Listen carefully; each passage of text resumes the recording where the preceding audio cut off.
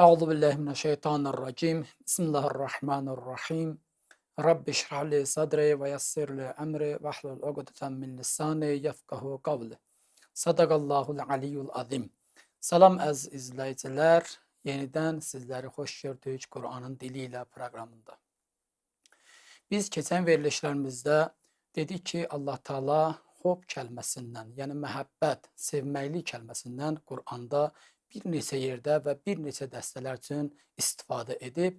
Onlardan da biri bu idi ki, müttəqilər üçün idi və müttəqilərin sifətləri barəsində, müttəqilər kimlərdir? Onlar barəsində sizlərə qısaca olaraq məlumat verdik. Bu günləri istəyirik ki, Allahın o sevdiyi şəxslərdən biri də muhsinlərdir. İnnallaha yuhibbul muhsinin və yaxud da vallahi yuhibbul muhsinin. Bu, Qur'an-ı Kərimdə müxtəlif ayələrdə bəyan edilmişdir. Bu günləri isə mühsinlər haqqında sizlərə məlumat verəcəyik inşallah. Mühsinlər kimlərdir? Bu mövzuya daxil olmamışdan qabaq istəyirəm keçən verilişlərimizdə ki, müttəqilər haqqında danışırdıq. Mühsinlə müttəqinin bir-birinə nisbəti haqqında biraz məlumat verək. Bunu da hardan məlumat verəcəyik? Elə ayənin özündən. Allah Teala Zariyat surəsinin 15-ci ayəsində belə buyurur. İnnel muttaqine fi cennetin ve uyun. Ondan sonra buyurur 16-cı ayəsində belə buyurur ki: "Əxidinə mə ətahum rabbuhum innahum kanu qabla zalika muhsinin." Öz Rəbbinin onlara verdiyini alacaqlar. Yəni müttəqilər onların bir sifətlərdə elə mühsinindir. Yəni onlar yaxşı iş görənlərdirlər. Yəni müttəqilər gərək ki, mühsin olsunlar. Mühsinin indi terminoloji mənasına işarə edəcəyik.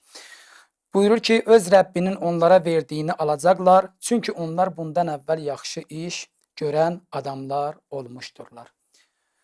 Bəli, mühsininin terminoloji mənası ümumi mənası var. Yəni müttəqinin mənasından genişdir. Necə?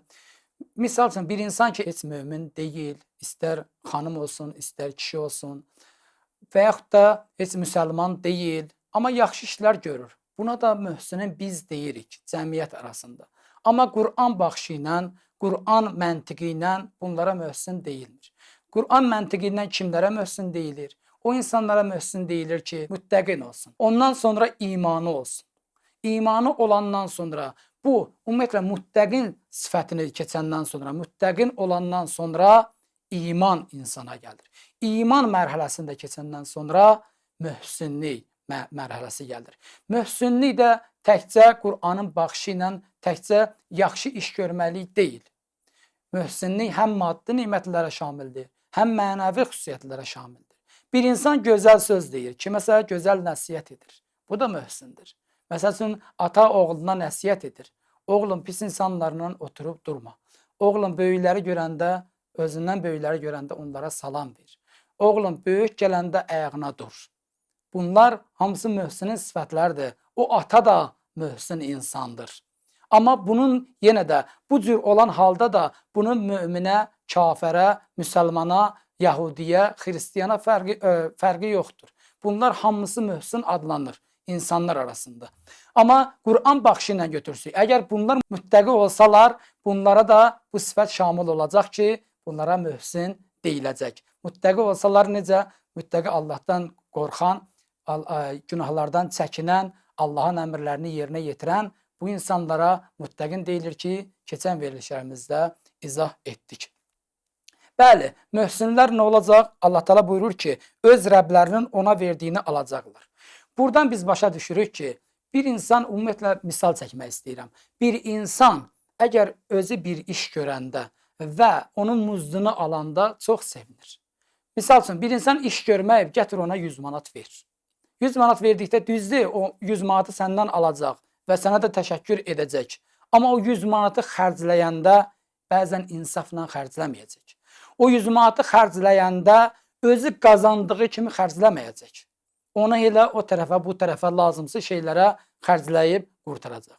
Amma bir insan fəhlə işləyir və yaxud da hansısa bir şirkətdə işləyir, hansısa bir bankda işləyir. Bu insan ayın axırı gəldikdə maaşını alanda çox sövqlə alır o maaşını və sevə-sevə alır o maaşını və maaşını almamışdan da qabaq özü üçün bir plan cızıb, Deyir ki, mən bu pulun bir qismini burada xərcləyəcəm, bir qismini ailəmə xərcləyəcəm, bir qismini filan kəsin borcunu verəcəm, bir qismini gedib gəzəcəm, halal əyləncələrə gedəcəm. Bu şeyləri düşünür və o pulu aldıqda həm təşəkkür edir, həm də öz zəhməti olduğu üçün o pulu sevə-sevə alır və sevə-sevə ona lazım olan yerlərdə xərcləyir. Muttəqilər də belə. Allah Taala bunlara o istədiklərini verəndə bunlar sövqlə alacaqlar onu. Sevə-sevə alacaqlar onu və şad olacaqlar bu hərəkətlərindən. Niyə? Çünki onlar bu dünyadan əvvəl yaxşı iş görmüşdülər. Bunu harda alacaqlar? Əlbəttə ki, axirətdə. Onlar bundan əvvəl yaxşı iş görən adamlar olmuşdular. Harda? Dünyada. Baxın, dinimizdə quru-quru qurbanlığım yoxdur. Və yaxud da bir gözəl deyim var da dilimizdə. Buyururlar ki, halva deməklə ağız şirin olmaz. Gərək halvanı dadasan ki, ağzın şirin olsun. Ümumiyyətlə, İslam dini də bunu bizdən tələb edir. Dünya meydandır. Nə meydanıdır? Əməl meydanıdır. Dünya məzrəətul axirə. Dünya və yaxud da hədislərə əsasən əkin yeridir. Nə əkəcəksən, orada da onu biçəcəksən. Dünya əməl meydanıdır. Bu dünyada gərək biz əməl eləyək, möhsün olaq. Möhsün olmaqlıq həm bizim malımız varsa, pulumuz varsa ona şamil olur. Həm mənəvi cəhətdə möhsün olmalıyıq. Necə mənəvi cəhətdə möhsün olmalıyıq? Allaha bəndəçilik eləməklə. Allahı yad eləməklə.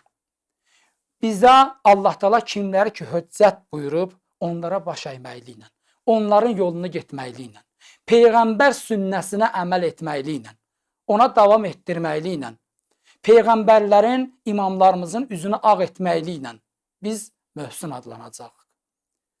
Malımız varsa, o malı deyilən yerdə xərcləməkliklə biz möhsün adlanacaq.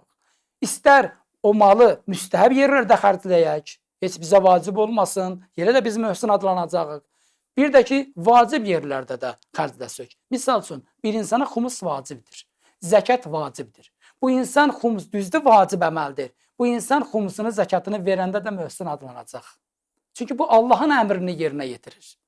Allah buna buyurub, Allaha boyun əyib bu. Allah buna deyib, bu da deyib ləbbeyk. Allaha boyun əyib. Hər nə desə Allah ona razı olub. Dedik ki, yaxşı iş həm Allaha itaati nəzərdə tutur, həm də ki, nəinki Allaha itaati, bəndələrə xidməti də nəzərdə tutur yaxşı iş. Yaxşı iş təkcə bu deyil ki, mən Allaha itaat edim və Allahın mənə buyurduğu vacib yerlərdə mən Allahın verdiyi nemətləri xərc edim. Buna təkcə deyil. Bəzən heç Allahın buyurmadığı insanlara xidmət yolunda da mən çalışsam, həm mənəvi cəhətdən, həm cismimlə, həm malımla, canımla çalışsam, buna da möhsün deyərlər. Möhsünün digər sifətləri vardır ki, möhsünləri biz nə ilə tanıyaq? İnşallah onu da gələn verişimizə sizlərin nəzərinə çatdıraram. Vəssalamu aleykum və rəhmətullahi və bərəkatuhu.